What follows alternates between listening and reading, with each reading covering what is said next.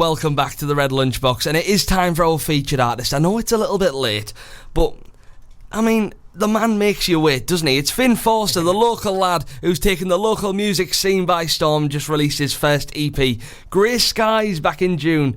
And first on this show, you're going to be performing live for us, aren't you? Absolutely, yeah, it's great to be here, man. How are you doing? How's it going? Yeah, really good, really busy. I was at Hardwick Festival yesterday, which was class. I was headlining the Summit stage, so it was like solo acoustic. Then I got to see a bit of Richard Ashcroft after. Yeah, brilliant. And tradition on this show with our guests is it's a lunchtime show, so what's your go-to meal for a lunch? Go-to meal for my lunch? I've been actually trying to kind of be a little bit healthier lately. Yeah. I mean, it's not really going very well because I love my food, but I really like making a pad thai.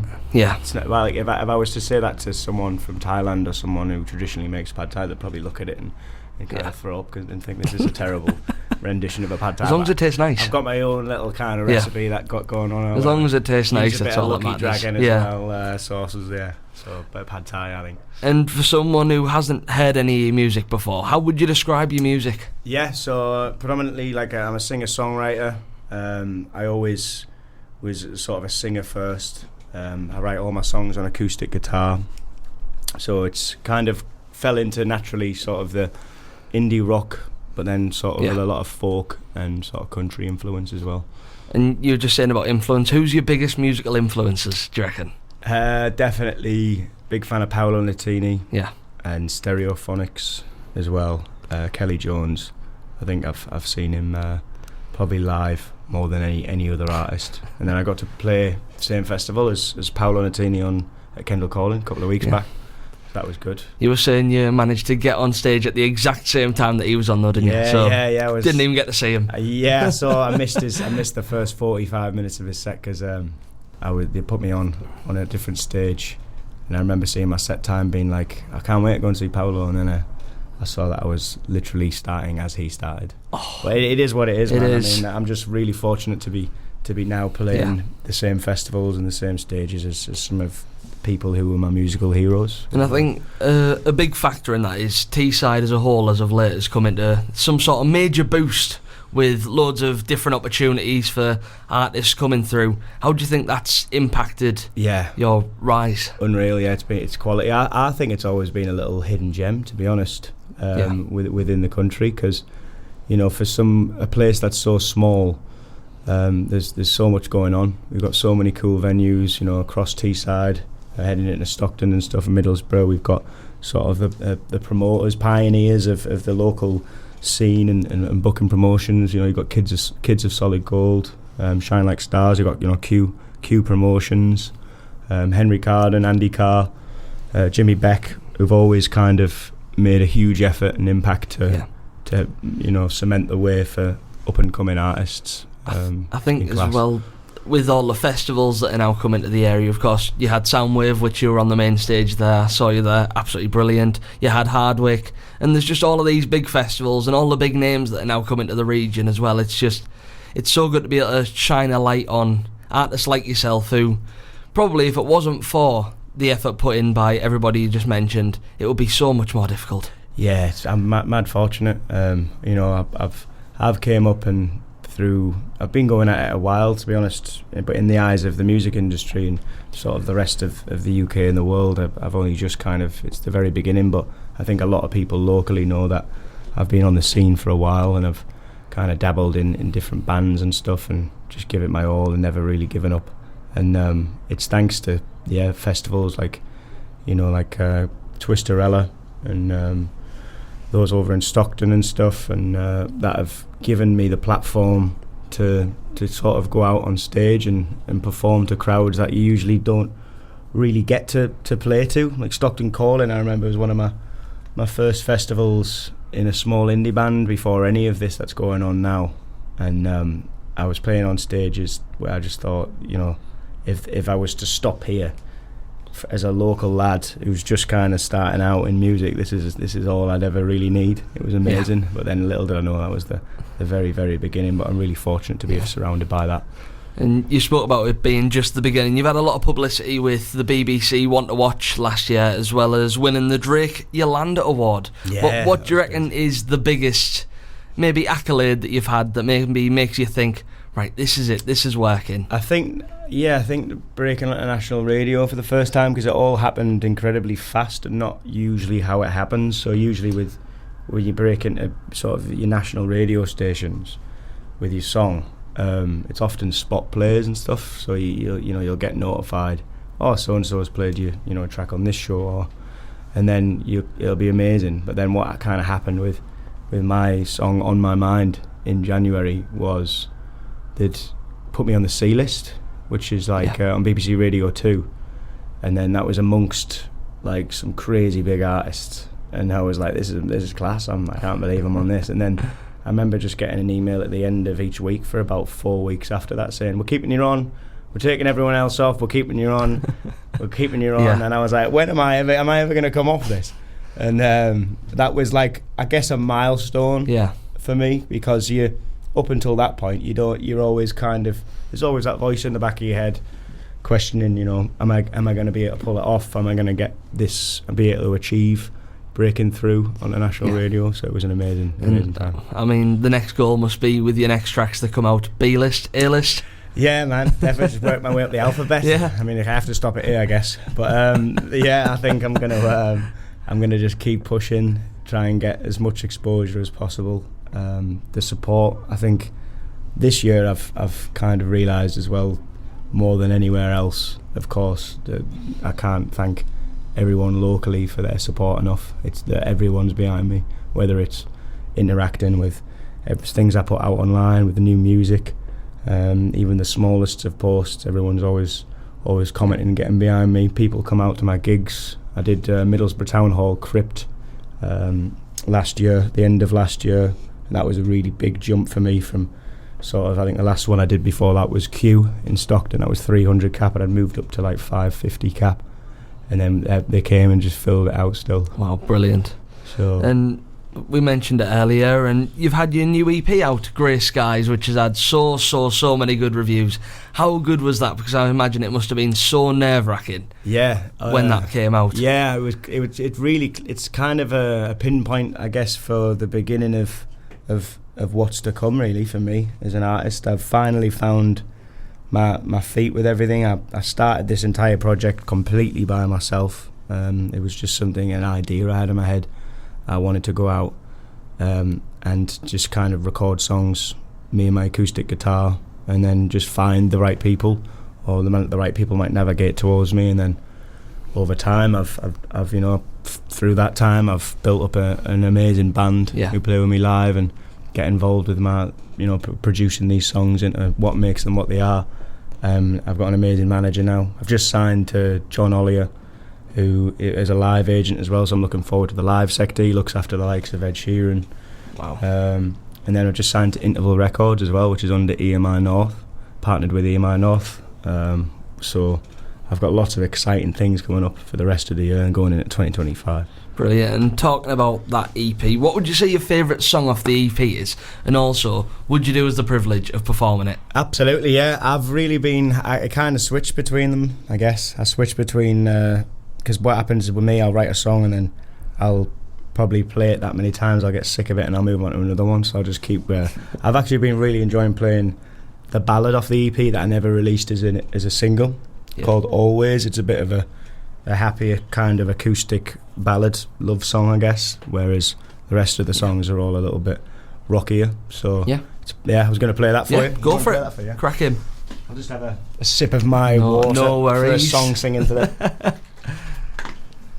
Unreleased ballad, can you believe it? Well, it's released but not released as a single, so it's only available only on the EP. Only on the EP, so it was never kind of put out as much there as the rest. But for anyone listening, this is called Always. It's part of my debut EP called Grey Skies, which is available everywhere, all streaming platforms, YouTube, etc. So it goes like this.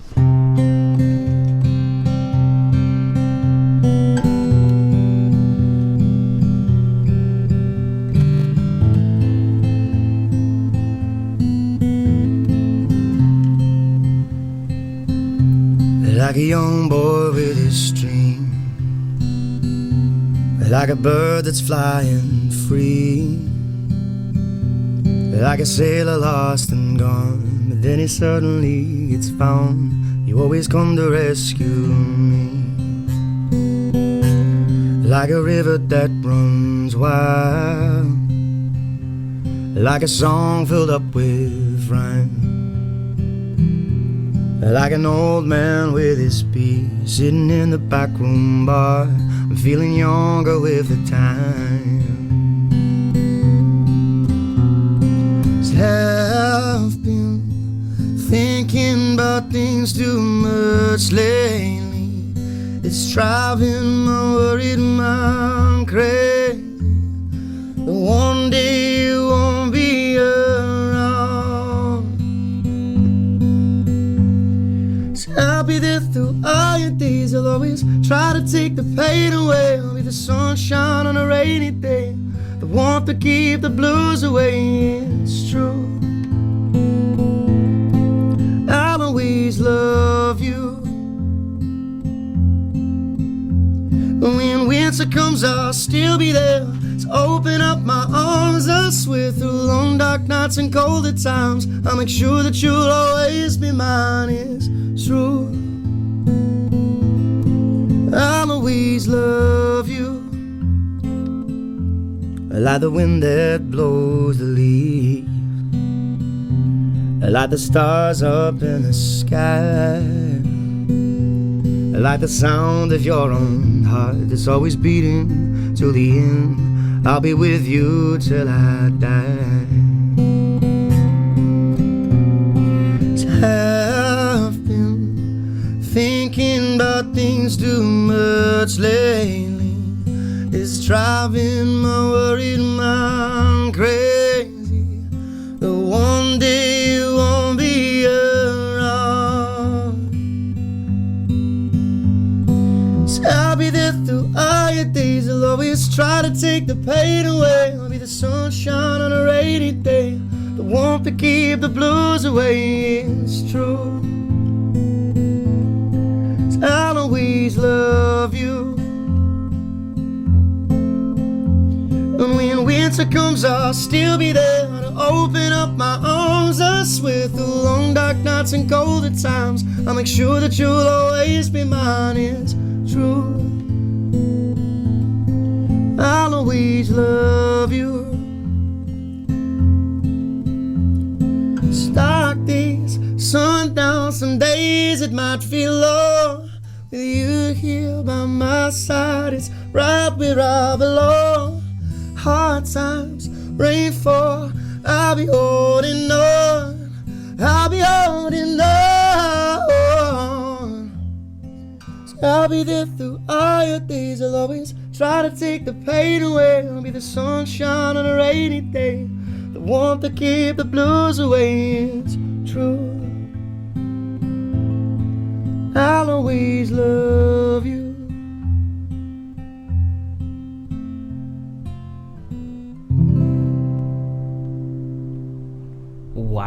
Wow. Finn Forster performing Always a Ballad off of his EP Grey Skies.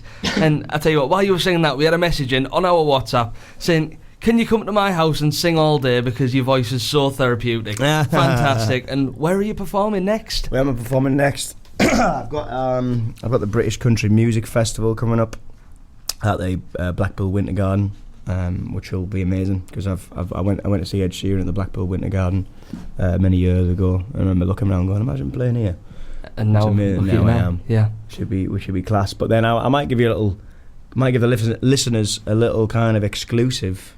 We love an exclusive. Yeah, don't tell anyone. But I'm going to be doing the Ark actually. Are you? Yeah, wow. In November in Stockton. So keep an eye out for that. It'll be announced very soon.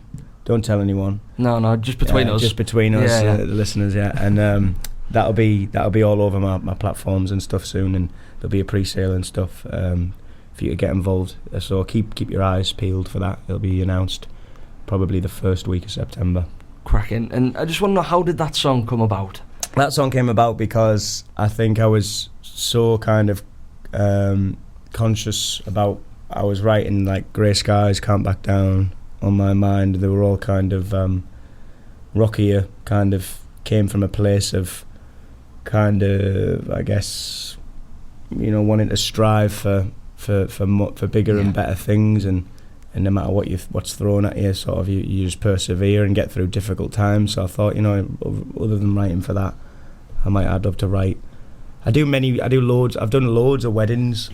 Yeah. Like weddings for me, since starting out, even before I even was a songwriter, it kind of naturally just fell in front of me, and been a good thing for me to do. I can't do as many of them anymore just because of how busy things are, but I've seen that many weddings. I've probably seen more weddings or probably the same amount of weddings as whatever the person's called who signs the register with you. I should really know what they're called. Yeah. Do you know what they're called? You don't know what they're called either. No. Registrar. That's the one. That's the one. It's the key's in the name. Yeah. But I've probably seen. I've seen hundreds. I've played hundreds, and I just wanted to write a song that would kind of be a bit of a different end of the spectrum, I guess, and be a bit acoustic. And we've spoke about a couple of your gigs, and what would you say is the biggest gig that you've done for you? It might not even be the biggest venue, but the one that means the most. Maybe was either a festival or a gig of your own that means the most. Yeah, I did. What's been a great one? I think a big eye opener for me. It wasn't necessarily the biggest. I'm very fortunate to play to a lot of people on some really big stages. But I think that one of the best for me and the biggest eye opener and sort of moment I'll never forget was probably Q Stockton. Just the fact that I remember it was sold out in advance, and I turned up and I couldn't really hang about anymore before the gig because there was too many people there, so I would never have got back to the stage. And then on stage I had to kind of go around. They had to open up the doors for me to go around the front of the building and then come in that way. And I just remember it being me looking about being like, this is now moved from when I was first starting out and you just have friends and family down, this is now heading in the direction of the very next level, and now it's all just about amplifying that and growing it in all different parts and as many different areas as possible. So that was definitely for that one. Well, you're talking about amplifying it, and it must feel an absolute age ago since you were performing at the rugby club in Gisborough. Yeah. And is there anything that you maybe take from back then? I've done hundreds of gigs that like the Gisborough Rugby Club. I mean, I love my roots have always been the folk clubs. I grew up in a very musical family, so I was surrounded by them before I even sang or played anything as a toddler. They'd always do folk clubs. It's the rawest form of sort of performing, I guess. In folk clubs, you get up, there's no amplification at all. You're not plugged in, it's unplugged, you just play. Sometimes you'll play something for the very first time. That was my upbringing, and then so playing stuff like Gisborough Rugby Club and things like that has just been definitely what's embedded my roots within me as a songwriter and a performer. I'm very grateful for it. Is there anything you take from then in sort of like a crowd standpoint? Because back then, I mean, the atmosphere in there compared to some of the crowds that you perform with now, is it nice having that sort of range of crowds? Yeah, you can hear a pin drop in the folk clubs. There's no room. I think I kind of very grateful for those moments and those times because it's kind of built me up as to have a sort of fearlessness with intimacy as a performer, I guess. A lot of people, I guess, if they're not used to, being in an intimate room with an audience that was really listening, then they can often struggle. Yeah. But I can do both because it's a lot easier going from someone who can play in a very silent room where there's kind of no room at all for error because it can be heard 10 times over because it's that quiet. And it's a lot easier going from that to the rowdy crowds of Middlesbrough after everyone's had about 10 pints by the time you go on. But I think it's difficult to go the other way around, so I'm grateful I came from those roots, and I would love to sort of continue to do my intimate shows. I did Middlesbrough Town Hall Courtroom as a little EP launch in June, and that was similar thing. That sold out, which was amazing. That was meant to be a little small sort of intimate show in the courtroom, and it just ended up being a really memorable night. Brilliant. And I know I might be going back maybe a couple of years, but what was the atmosphere like in your household when you cracked the top 5 in the pop charts on iTunes? I don't think anyone really kind of it kind of just didn't really sink in. No one really knew what was going on. People were messaging me as well, being like, what on earth is going on here? Like, you sat amongst Harry Styles, Ed Sheeran, and what's he called? Neil Diamond. What's he called? He's the biggest artist out of all of them, I think. Neil Diamond. My nana always used to tell me to be like Neil Diamond growing up, and then it's a bit of a nightmare that I didn't manage to move a place in front of him. Because it was, and that song was already out as well. It was Sweet Caroline, because it was around the time of the World Cup, I think. Or something. So hopefully next time I am fortunate enough to get a chart placement, I'll be above Neil Diamond, but I do love Neil Diamond. That's the goal, be above Neil Diamond in the charts. If he's had his time. He's had his time in the charts with Sweet Caroline. And we spoke about milestones and stuff like that, and you mentioned Interval Records, because I believe you were the first person to be signed to Interval Records. How did that feel, knowing that you were the first one out of anybody for them to sign? Yeah, massive shoes to fill. It's been amazing what EMI have done. They've been the first major record label to move outside of London and opened up a Leeds office, and then from that what's trickled down as a sort of umbrella label is EMI North have partnered with Interval Records, headed by Josh Daniel, who's absolutely amazing, and they're based in Newcastle.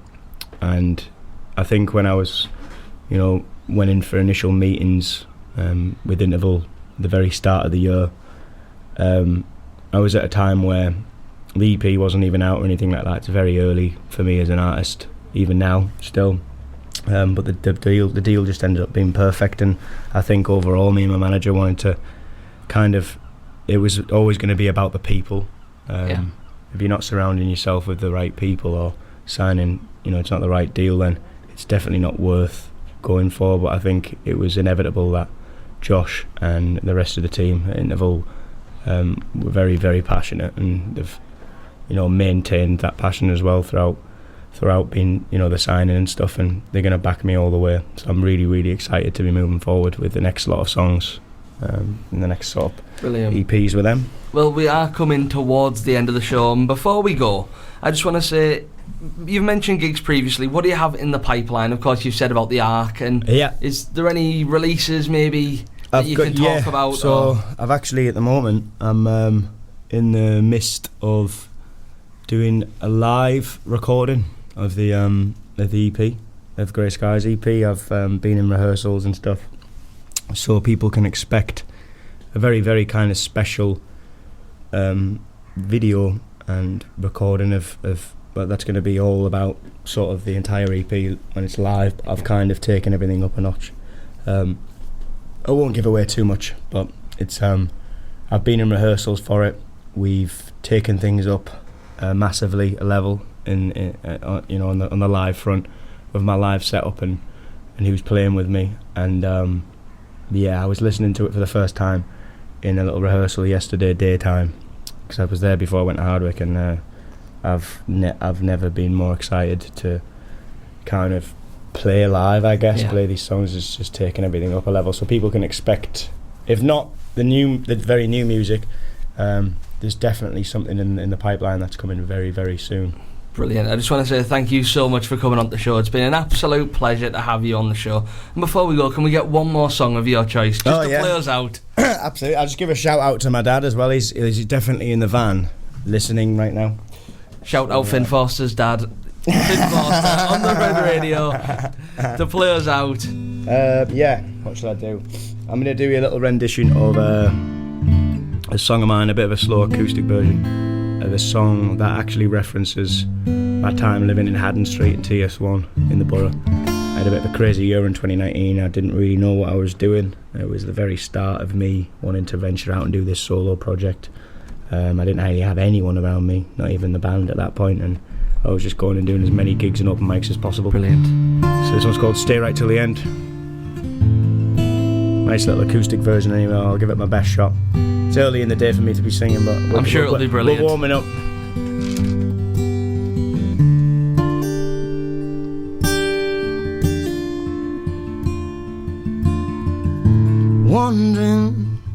hopeless, stumbling my way back, feeling down through the streets of TS1.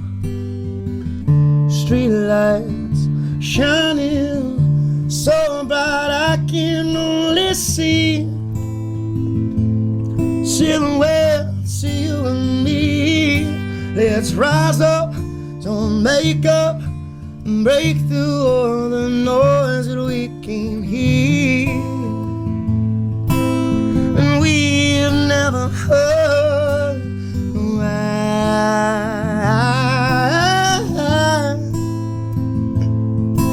Said he didn't want it, said he didn't need it, stay right till the end.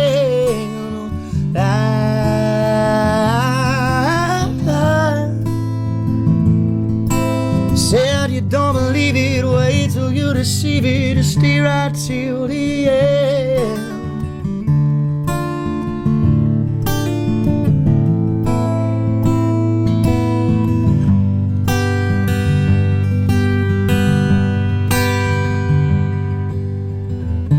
Timeless thieving, taking everything I could,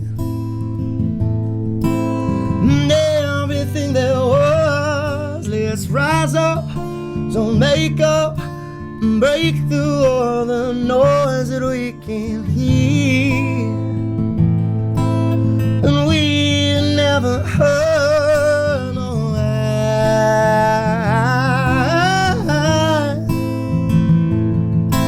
Said he didn't want it, said he didn't need it, we'll stay right till the end. No why.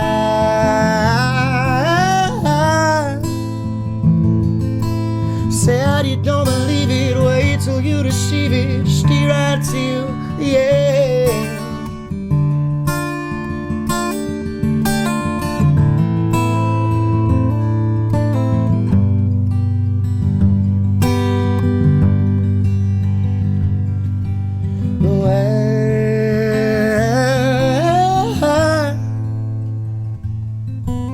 Said he didn't want it, said he didn't need it, stay right till the end.